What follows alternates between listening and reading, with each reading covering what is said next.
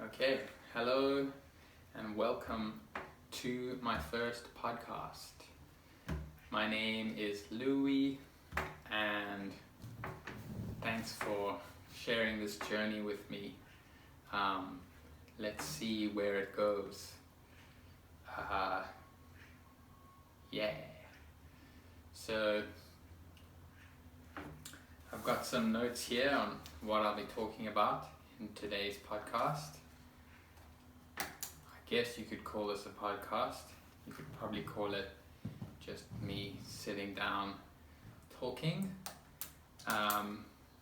Yeah, I'm in my home and yeah, got my map here, map of the world, and I've got a picture of Michael Jordan here. I don't know, I think you might only be able to see his legs. Yeah. And so, maybe I'll first talk about why I'm doing this podcast.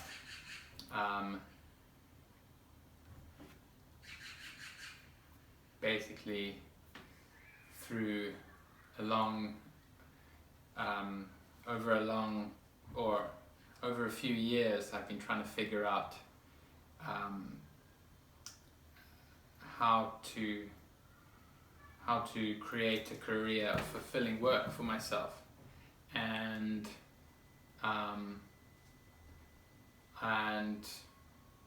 during that process I've tried a few things and haven't found much that really resonates with me. And at the start of this year I watched a video on YouTube by Tim Ferriss, and I've enjoyed his work for a few years. Books like The 4-Hour Work Week and The 4-Hour Body, Tools of Titans, Tribe of Mentors. I found his podcast very interesting, and I enjoyed it a lot. And through through his work, I've been exposed to many other people whose work has become very important for me, like Naval Ravikant. I don't know if I'm saying his name correctly, and Kelly Starrett, who wrote Becoming a Supple Leopard, which has been kind of life-changing in a way, in how it's helped me reduce inflammation and build a practice of injury prevention that has allowed me to do jiu-jitsu and really flourish in the realm of exercise. And so, long story short, I have really grown to appreciate Tim's work, and I was kind of lost at the start of this year in terms of where I was going, how to figure out what was best for me. I tried a few things, tried to make some YouTube videos. I had briefly tried stand up here in Korea. I don't know if I said that I'm in Korea, but I'm in Korea. I'm teaching English here, and I traveled to Brazil, but that's another story. A few years ago, and so at the start of this year I was feeling lost, and I thought I found this video of Tim's where he says, if you want to start a business or a podcast, read these 5 books, and before you do, and they will kind of help you. They will help you think about a business or a podcast, and they've been wonderful for me in helping me think about what was the right move for me to make and what was the direction for me to go in. I'll list those books, and I'll also put a description or a link in the description rather. They were, and I don't remember some of the authors, but The Effective Executive, Blue Ocean Strategy, the book that I'm going to talk about now, which is the 80-20 Principle by, I think it's like Lectures by Richard Koch, and I've been listening to the Audible version. And then Tim mentions an essay by Kevin Kelly, who was one of his guests and I believe his good friend, called 1,000 True Fans, and then a marketing principle called The Law of Category. So basically, since the start of this year, I've slowly been working my way through those books, trying really not to rush and to take in the principles in those books. And the last one, the order I chose was, I think, just the order that Tim mentions them in, and I read one after the other. And I kept, just an interesting thing is, each time I'd read one, I'd think I would have the answer to what was the right thing for me to do, the next step, and I'd begin that while continuing reading the books, and then which is kind of a story in itself. I would go back to the books and think, okay, well, this isn't working for such and such reason. I'm hitting these dead ends, so I'll go back to the books and see if they can help me. And this book, the 80-20 Principle, has been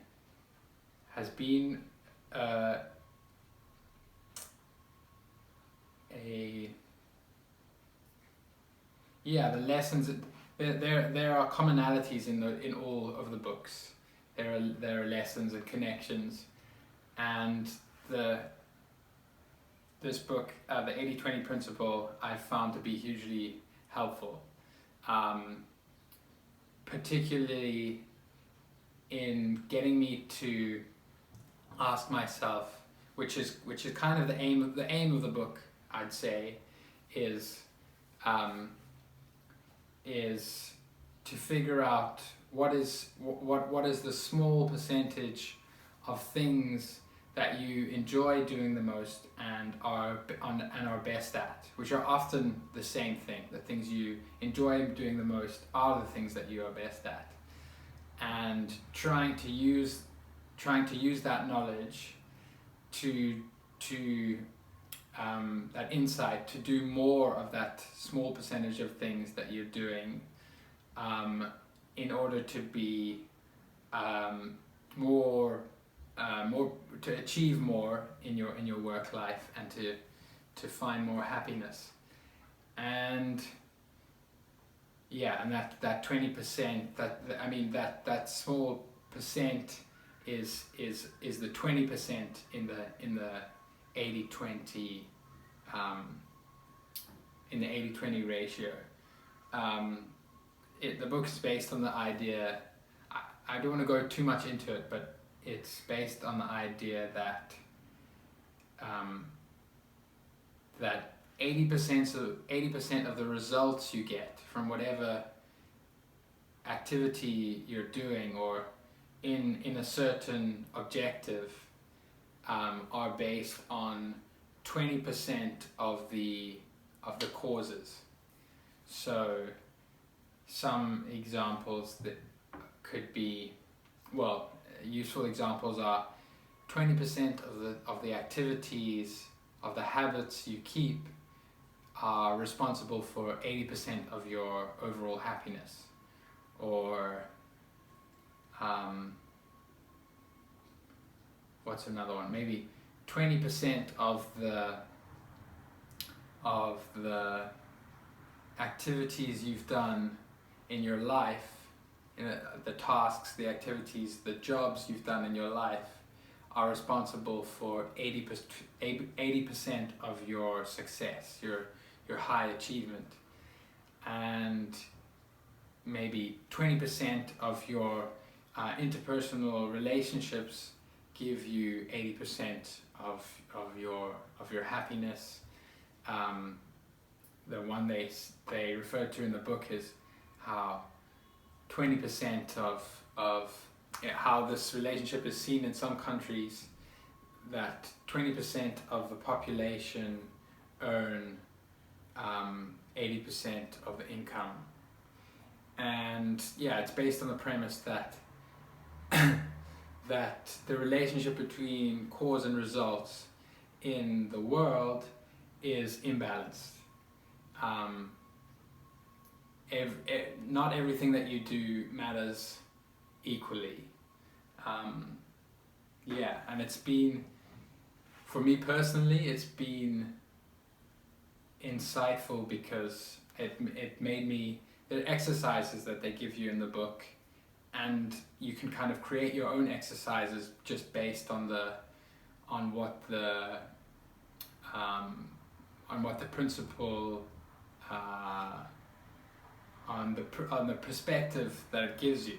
The idea that 20% of the things that you do are responsible for 80% of the results. You can make your own questions and examine your life from that. But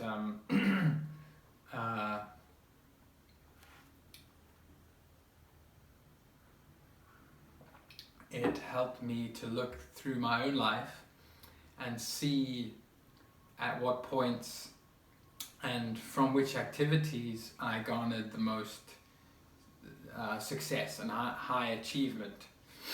And those have been in high school when I was acting, being in plays and cabarets and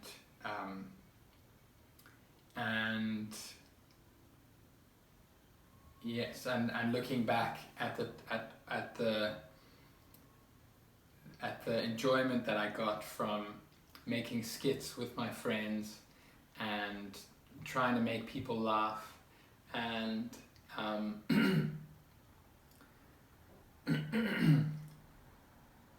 so the book gave me a useful insight into that, which led me to, and it also, there were other exercises where I asked some of my friends what, I sent them 7 or 6 questions, and they were related to what they think I am best at, what they think is the most distinctive thing about me. And the answers that I got kind of led me to the idea that I could try,